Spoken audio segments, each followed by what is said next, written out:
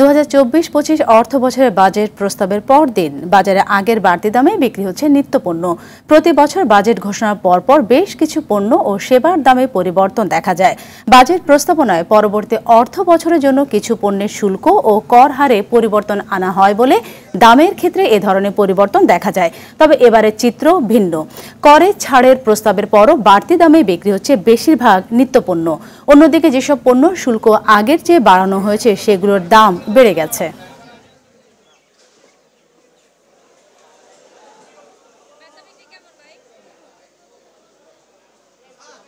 বর্তমান মূল্য পরিস্থিতি যেটা কিছুটা আছে অস্বাভাবিক। যেমন আপনার এই যে কাঁচা বাজার, গতকালকে বাজার হয়েছে, আজকে কাঁচা বাজার হুড়ুর করে সবকিছু দ্বিগুণ হয়ে গেছে। গত সপ্তাহের তুলনায় এই সপ্তাহে প্রত্যেকটা সবজি 10 টাকা 20 টাকা বেশি। টমেটোর কেজি ছিল যেখানে 50 টাকা 60 টাকা, সেটা এখন 80 থেকে 100 টাকা 120 টাকা। পরিমাণে একটু যখন নিতাম 2 কেজি হতো, এখান থেকে 1 কেজি নিতে হবে। কাস্টমার নাই, সামনে ঈদ, মানুষে যাই কিনে অল্প স্বল্প কিনে, এই জন্য বেচা বিক্রি কম। দর্শক, এই মুহূর্তে বরিশাল থেকে সরাসরি যুক্ত হচ্ছেন সহকর্মী আরিফুল ইসলাম। আরিফ, বরিশালের বাজারগুলোতে বাজেট ঘোষণার কি প্রভাব দেখতে পাচ্ছেন আমাদের সামনে তুলে ধরবেন?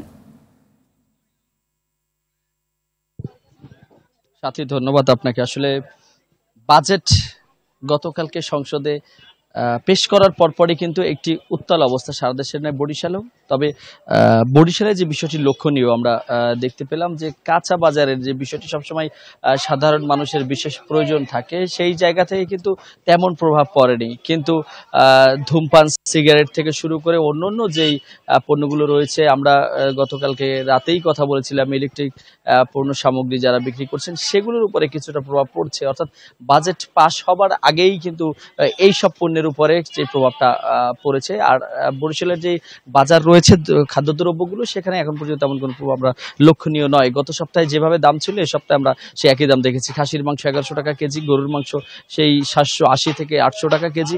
এছাড়াও যে পেঁয়াজ, আলু, আদার যে দাম সেটি অবরুদ্ধ রয়েছে। তবে কুরবানিকে সামনে রেখে দোকানিরা আমাদেরকে যেমনটি জানিয়েছেন যে মশলার দামটি কিন্তু বৃদ্ধি পেয়েছে। বরিশালে কিন্তু খুচরা বাজারে এলাচ 4500 থেকে 4600 টাকায় বিক্রি হচ্ছে। সেখানে জিরার দামও কিন্তু বৃদ্ধি পেয়েছে কেজিতে আরো 50 টাকা। সুতরাং এখন কিন্তু 950 থেকে 1000 টাকা মতো জিরা বিক্রি হচ্ছে। তো আসলে বাজেট ঘোষণার পর বরিশালে অন্যান্য খাদ্যদ্রব্যের দাম গত বছরও যেভাবে বেড়েছিল, এই বছর এখন পর্যন্ত, অর্থাৎ মানে ঘোষণার পর এখন পর্যন্ত তেমন কোনো প্রভাব পড়েনি।